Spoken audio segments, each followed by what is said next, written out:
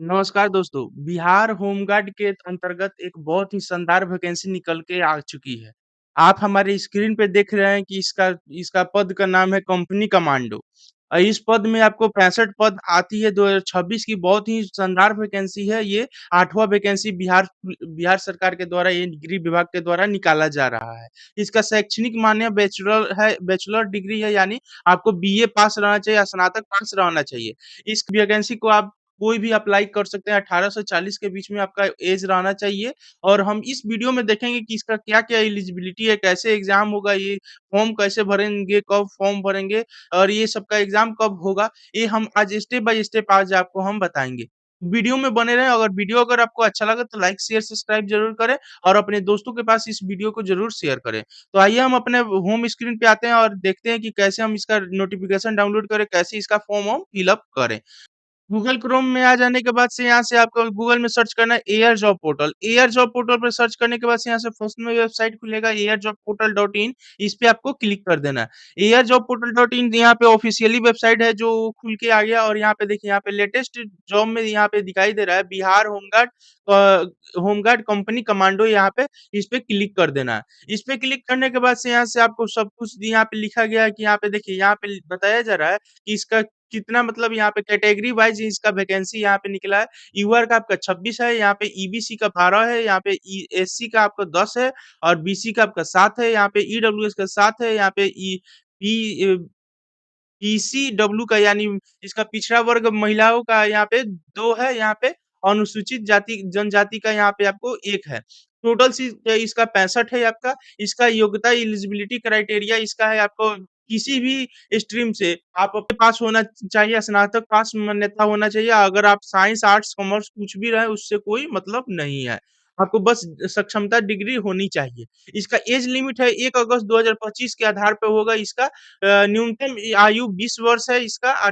अधिकतम आयु इसका 37 वर्ष है पुरुष के लिए, अधिकतम आयु इसका 40 वर्ष महिलाओं के लिए है, सामान्य महिलाओं के लिए और अधिकतम आयु आयु बीसी, ईबीसी महिलाओं और पुरुष के लिए 40 वर्ष है। इसका यहाँ पे सब कुछ यहाँ पे लिखा गया है और इसका फिजिकल स्टैंडर्ड यहाँ पे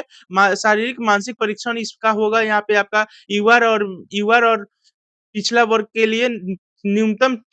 165 सेंटीमीटर हाइट होना चाहिए और यहाँ पे ईबीसी एससी एसटी पुरुष के लिए न्यूनतम 160 सेंटीमीटर हाइट होना चाहिए और न्यूनतम सभी वर्गों की महिलाओं के लिए आपको 155 सेंटीमीटर हाइट होनी चाहिए यहाँ पे आपका यहाँ पे चयन प्रक्रिया भी बताया गया है यहाँ पे पहले प्रारंभिक परीक्षा होगा आपका यहाँ पे और यहाँ पे आपको बता रहा है कि मेंस होगा उसके बाद पीटी होगा उसके बाद डॉक्यूमेंट वेरिफिकेशन होगा उसके बाद आपका मेडिकल होगा मेडिकल होने के बाद से यहाँ से आपको अब इम्पोर्टेंट लिंक पे आना है इम्पोर्टेंट लिंक पे यहाँ पे आपको ऑनलाइन आवेदन के लिए आपको 30/6 से एक्टिवेट कर दिया जाएगा इस लिंक को आप यहाँ से अपना आप देख सकते हैं और सबसे पहले यहाँ पे देखिए आधिकारिक नोटिफिकेशन डाउनलोड करें इस पे हमको क्लिक कर देना है उस पे क्लिक करने के बाद से यहाँ से देखिए यहाँ पे आपका जो आधिकारिक नोटिस है वो यहाँ पे हमारे पास डाउनलोड होके आ गया यहाँ पे ऑनलाइन आवेदन का तिथि बता रहे हैं आपको 30/6/2026 से अंतिम तिथि आपको 30/7/2026 तक यानी 1 महीना आपका ये फॉर्म फिलअप चलेगा। और यहीं पे थोड़ा-सा ऐसे यहाँ पे गृह विभाग का बिहार सरकार का जो विज्ञापन संख्या 8/2026 है यहाँ पे 8वां वैकेंसी ये आ रहा है बिहार सरकार के द्वारा। एक छोटा-मोटा सभी वैकेंसी मिलाकर यहाँ पे 8वां वैकेंसी ये आ रहा है बिहार सरकार का जो और यहाँ पे देखिए यहाँ पे वेतनमान लेवल 6 लिख रहा है यानी आपको 50 से 60 हज़ार रुपया महीना इसका है और यहाँ पे 65 सीट के लिए ही है। यहाँ से थोड़ा-सा और स्क्रॉल करेंगे तो यहाँ से आपको बता रहा है कि आप अपना ऑनलाइन आवेदन किया जा सकता है। एक आवेदन के लिए एक ही आवेदन भरा जा सकता है और इसमें सबसे अच्छा और एक और बहुत ही अच्छा है कि अगर आप कोई भी राज्य के रहें और कहीं के भी रहें, आपको बस ₹100 ही इसका फ़ी लगेगा और यहाँ पे थोड़ा-सा स्क्रॉल करेंगे तो यहाँ पे बोल रहा है कि भारतीय नागरिक होना चाहिए यानी आप इंडियन होना चाहिए, पुरुष हो, महिला हो और जेंडर कोई भी रहे, यहाँ पे आप अपना एप्लीकेशन यहाँ पे भर सकते हैं। अगर आपका शैक्षणिक योग्यता अगर 1/8/2025 तक है तो तभी आपका मान्य होगा। उससे ज़्यादा मतलब आप समझिए कि अगर 26 हो या 1/9/2025 रहे तो आपका मान्य नहीं होगा। यहाँ पे इसका क्राइटेरिया दिया गया है 1/8/2025 तक ये आपका अगर रहे तो यहाँ पे आपका मान किया जाएगा और यहाँ पे आपका ये उम्र सीमा आपको बताया जा रहा है 1/8/2026 तक 1/8/2025 तक आपका रहेगा तभी आपका यहाँ पे फॉर्म भर सकते हैं। और यहाँ से और स्क्रॉल करेंगे, स्क्रॉल करने के बाद यहाँ पे बता रहा है आपको कि समान आरक्षित महिलाओं कोटि के लिए पुरुष पुरुष के लिए यहाँ पे आपको 20 वर्ष का अधिकतम आयु और महिलाओं के लिए 37 वर्ष की अधिकतम आयु दी गई है। 20 वर्ष अधिकतम आयु और 40 वर्ष महिलाओं के लिए और 20 वर्ष पुरुषों के लिए दी गई है। और यहीं पे थोड़ा-सा और स्क्रॉल करेंगे तो यहाँ पे बता रहे हैं पिछड़ा वर्ग एवं अत्यंत पिछड़ा वर्ग के महिला पुरुषों और महिलाओं के लिए न्यूनतम उम्र यहाँ पे 20 वर्ष और अधिकतम उम्र 40 वर्ष दी गई है। और यहाँ से और थोड़ा-सा स्क्रॉल करेंगे तो यहाँ पे बता रहे हैं अनुसूचित जाति और अनुसूचित जनजाति पुरुषों के लिए और महिलाओं के लिए ट्रांसजेंडर अभ्यर्थी के लिए न्यूनतम 20 वर्ष पुरुषों के लिए और अधिकतम अधिकतम 40 वर्ष महिलाओं के लिए यहाँ पे दी गई है। स्क्रॉल करेंगे तो यहाँ पे आपको पीटी के बारे में बता रहा है आपका फिजिकल कैसे होना होगा। तो यहाँ पे बता रहा है कि आपको तो अगर सामान्य वर्ग से आप हैं और पिछला वर्ग से हैं, पुरुष हैं तो आपको 165 सेंटीमीटर रहना चाहिए हाइट और यहाँ पे अत्यंत पिछड़ा वर्ग और अनुसूचित जाति के लिए आपका न्यूनतम न्यूनतम हाइट 165 सेंटीमीटर रहना चाहिए और यहाँ का वज़न आपका सिर्फ़ यहाँ पे वज़न में अब बता रहे हैं यहाँ पे सभी वर्गों की महिलाओं अभ्यर्थी के लिए यहाँ पे वज़न आपका 48 किलो होना अनिवार्य है। यहाँ पे बता रहा है कि अगर आपका किसी भी वर्ग के आप महिला हो तो आपका बस यहाँ पे वज़न आपको 48 किलो रहना ज़रूरी है और थोड़ा-सा यहाँ पे और स्क्रॉल करेंगे तो यहाँ से अब बता रहा है आपको कि नियुक्ति के लिए प्रक्रिया। यहाँ पे नियुक्ति के लिए आपको पहले लिखित परीक्षा होगा यानी पीटी होगा यहाँ पे, उसके बाद मेंस हो यहाँ पे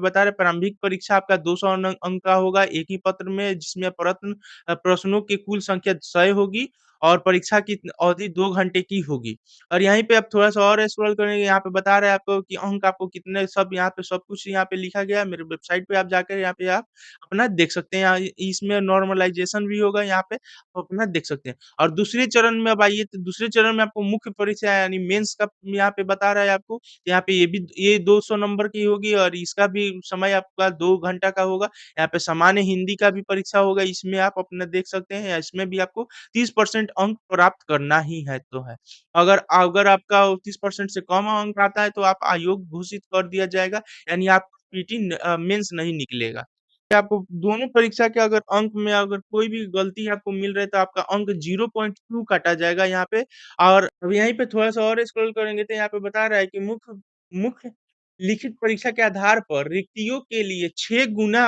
अभ्यर्थी का चयन कोटिवार मेगा सूची शारीरिक दक्षांत परीक्षा के लिए किया जाएगा। यहाँ पे बता रहा है कि अगर आपका आपका मतलब यहाँ पे आपका जनरल में अगर 5 सीट है तो यहाँ पे आपको उससे 5 से 6 गुना आपका मतलब यहाँ पे अभ्यर्थी का सिलेक्शन किया जाएगा क्योंकि वहाँ पे जाकर आप परीक्षा के आधार पे आपका वहाँ पे आप निकाला जाएगा। और वो निकालने के बाद से वो आपका जो यहाँ पे 6 गुना जो रहेंगे वो आपको शारीरिक दीक्षांत परीक्षा यानी पीटी में आपको जाकर वहाँ पे आपका फिजिकल जो होगा उसमें आपको देखा जाएगा कि कौन पास हो रहे हैं, कौन नहीं हो रहा है। तृतीय चरण में आइए तो तृतीय चरण में आपको शारीरिक योग्यता दक्षांत परीक्षा यहाँ पे बता रहा है, यहाँ पे सब कुछ बता दे रहा है। यहाँ पे दौड़ के लिए सभी पुरुषों के लिए आपको 1 मील यानी 1.6 किलोमीटर यानी 1.6 किलोमीटर की दौड़ के लिए आपको 6 मिनट 30 सेकंड का समय दिया जाएगा। अधिक समय लेने वाले अभ्यर्थी को असफल घोषित कर दिया जाएगा। सोफी कोटि के महिलाओं के लिए आपको 1 किलोमीटर दौड़ना है, इसका समय 6 मिनट के लिए रहेगा। अधिक समय लेने वाले महिलाओं को असफल घोषित कर दिया जाएगा। और यहाँ पे आपको बता रहा है ऊँची-कूद। ऊँची-कूद में बता रहा है आपको यहाँ पे कुछ सभी कोटि के पुरुषों के लिए आपको न्यूनतम 4 फीट कूदना है यहाँ पे 4 फीट पुरुष सभी कोटि के पुरुषों के लिए कूदना है और यहाँ पे महिलाओं के लिए आपको न्यूनतम 3 फीट कूदना है। और यहाँ पे लंबी कूद में आइए तो लंबी कूद में आपको बता रहा है कि सभी कोटि के पुरुषों के लिए यहाँ पे 12 फीट यहाँ पे कूदना है और यहाँ पे सभी कोटि की महिलाओं के लिए यहाँ पे न्यूनतम 9 फीट कूदना है। यहीं पे आप अपना गोला भी फेंकना है, यहाँ पे देखिए यहाँ पे सभी पुरुषों के लिए 16 फीट फेंकना है गोला न्यूनतम। यहाँ पे न्यूनतम 16 फीट गोला फेंकना है, यहाँ पे 16 पाउंड का गोला है, उसको फेंकना है और यहीं पे आपको बता रहे हैं यहाँ पे फेंकना है सभी महिलाओं के लिए यहाँ पे आप अपना देख सकते हैं इसमें सब कुछ यहाँ पे जानकारी दिया गया है, यहाँ पे आपका मेधा सूची आपकी इसी आधार पे बनेगा आपका जैसे में आपका ये